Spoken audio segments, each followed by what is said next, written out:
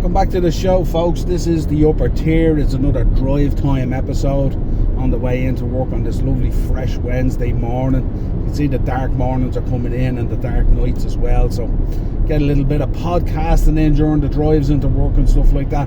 Different one this morning. We're going to talk about this PGMOL situation. Everyone by now, I'm sure, has listened to the audio and all the funny versions of it from the likes of Paddy Power and stuff like that and all, which actually, when you listen to the parody ones from the likes of Paddy Power and stuff like that, they'd actually gain more respect and credibility if that was actually the audio that we heard, to be honest. But listening to the audio last night it's an absolute shit show, absolute disaster, diabolical that professionals could be acting like this. You know, if you look at the most calmest guy in the room, the guy who's calling for the game to be stopped and all that kind of stuff, is the youngest guy in there and the least experienced guy in there using the Hawkeye system. And the other two just sat on their hands and did nothing and just sucked it up. And when you listen to it and you listen to the panic and the disarray, very simple. Goal scored. Was he onside or was he offside? Draw the lines, come to a conclusion, communicate to the ref. And they couldn't get that done. Probably one of the simplest calls they'll probably ever have to make in VAR. He was a mile onside.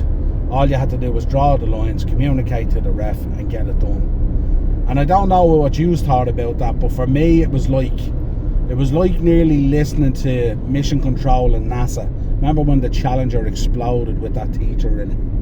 And it was just pandemonium. It was like listening to, you know, if you watch these shows like Prison Break and stuff like that, you know the way they go back and at the start of every episode they give you a run back of what's been happening, little sort of starter package, if you like, whatever. I know they have a name for it, I can't remember it.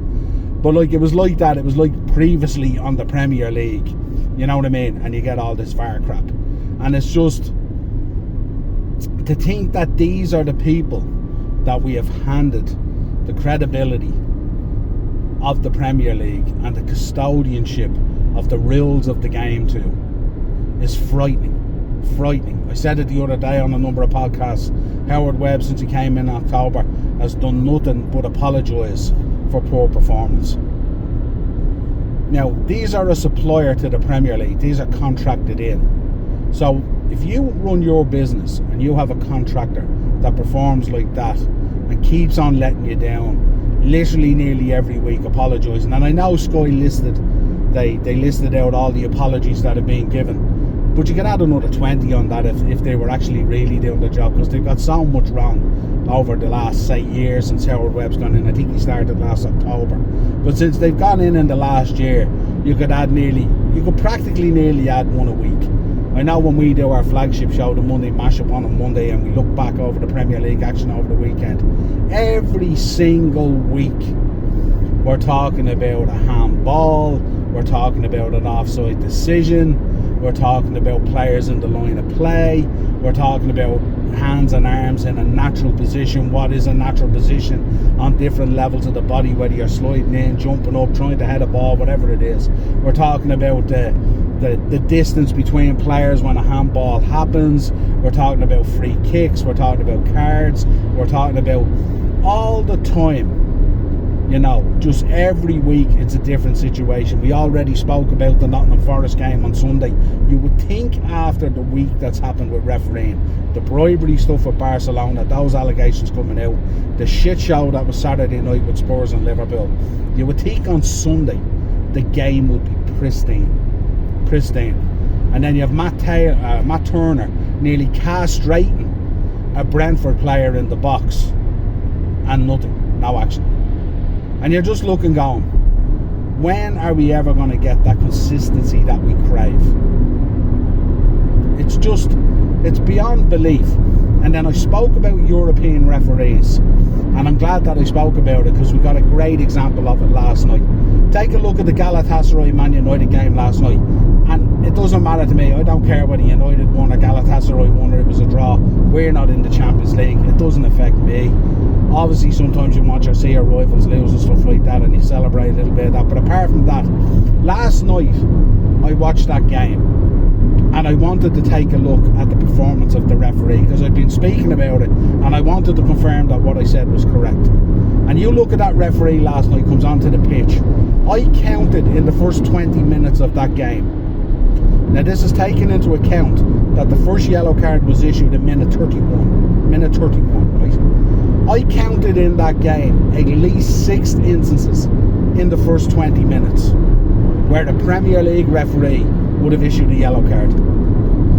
Galatasaray were a little bit slower with their throw-ins and stuff like that. They could have been carded for it, but the ref walked over, he was proactive, blew the whistle, says, "Man, come on, get on with it." That referee last night was constantly talking to players, was constantly putting players in their place, was constantly explaining to players, give it up, no more of this nonsense.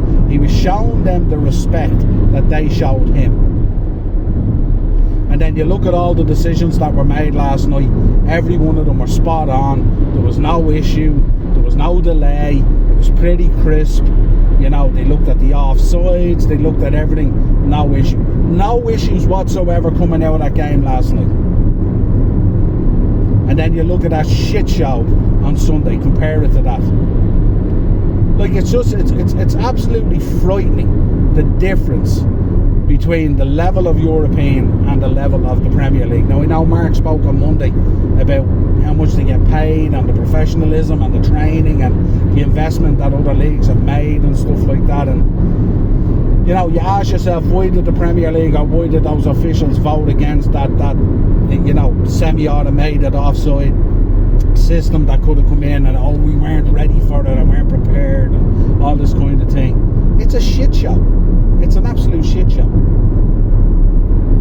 You know, and then it's all kind of, you know, you get all this thing. And you know what bugged me yesterday the most? I think most people were complimentary of Liverpool going, do you know something? It's about time a club stood up and said, hang on, we're not taking this anymore. It's unacceptable. And then you get that little cohort of little sort of snaky little mouthpiece creator, little rival fans coming out and going, they're always the victim and all that kind of shit.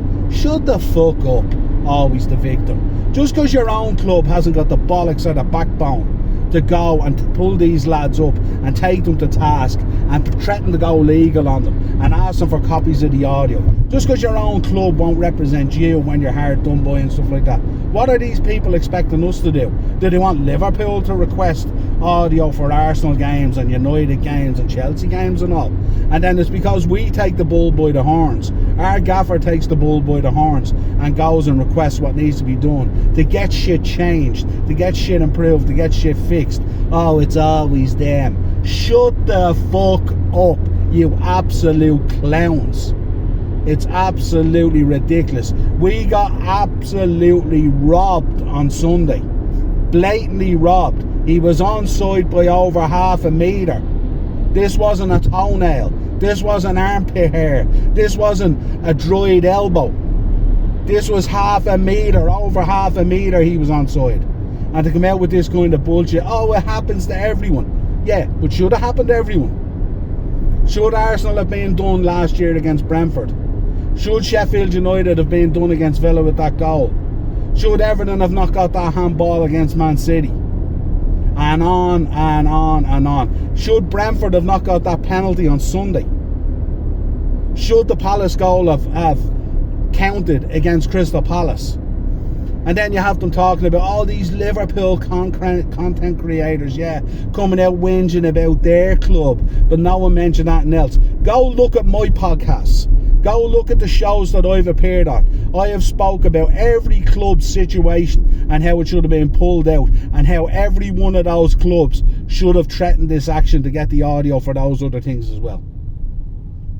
It's absolute nonsense. Are we supposed to just sit back and just keep on accepting apology after apology after apology for what's supposed to be the biggest league in the world, the most watched league in the world, the most professional league in the world? This league now has questioned its credibility.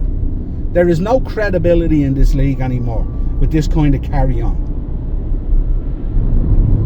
It's crazy. It's crazy. People coming out, oh, look at those Liverpool, always the victim. Shut up. Shut up. It's absolute nonsense. just because we're at the front of things. You're all here whinging at the moment about your club's injuries and all, and look at the injury table, we've 10 injuries and 12 injuries and 8 injuries and all. Jurgen Klopp 3 years ago spoke about this.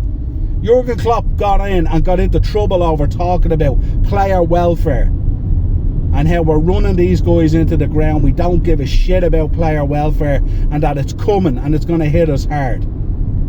And when we had 11 first team injuries at the start of last season, we were told, oh, you're a big club, Liverpool, you should just get on with it. Well, who's getting on with it now? Saka last night injured, gone for Arsenal now, probably gone for a month or two. I don't know the extent of the injury. The boy ran into the ground. And some people will say, yeah, it's Arteta's management of him. Some people will say it's fixture congestion. Some people will say whatever they want.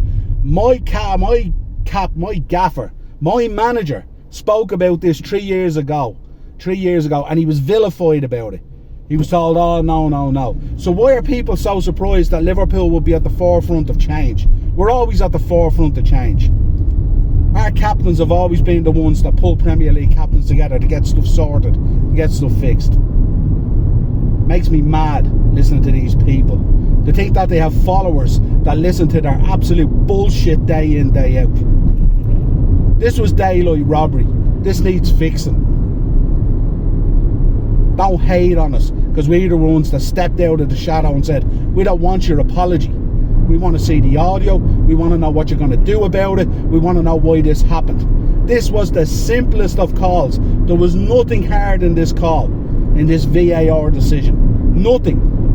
And they made a shit show out of it. And when you listen to them in that booth, absolute hysteria about trying to come to the conclusion on a blatant onside goal. And we're supposed to listen to Howard Webb and all this kind of thing with his apology and all, and then we listened to Sky yesterday. Oh, these guys are getting called out, they're only human and all this. Don't forget, these people are only human. Fuck off. I'm sick of listening to that bullshit. People are only human. Get over it.